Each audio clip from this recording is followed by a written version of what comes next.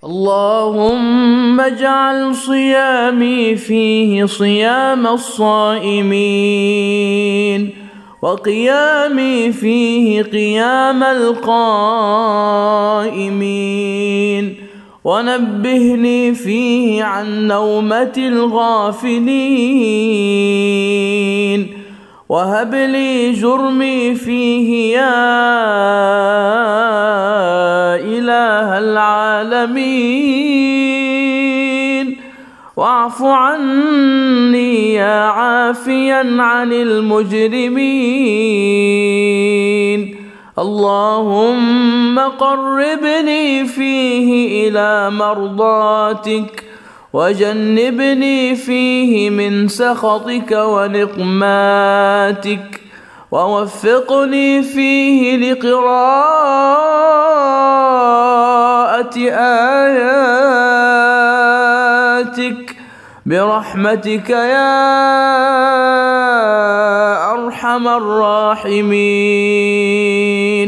اللهم ارزقني فيه الذهن والتنبيه،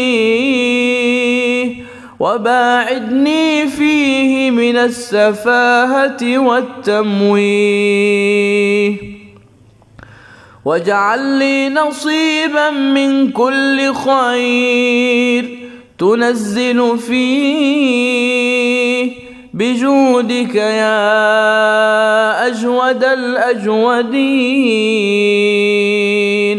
اللهم قوني فيه إلى إقامة أمرك، وأذقني فيه حلاوة ذكرك، وأوزعني فيه لأداء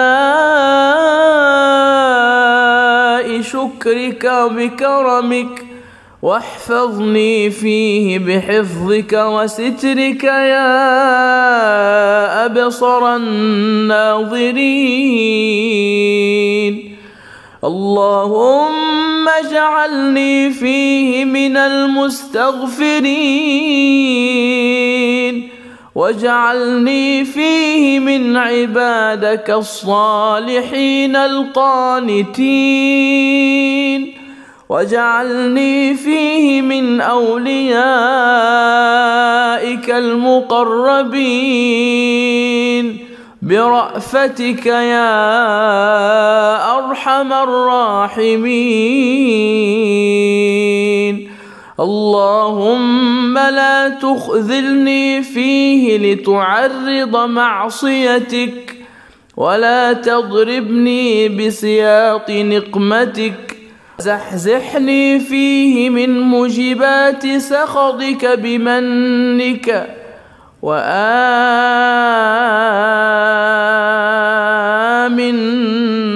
في أوطاننا.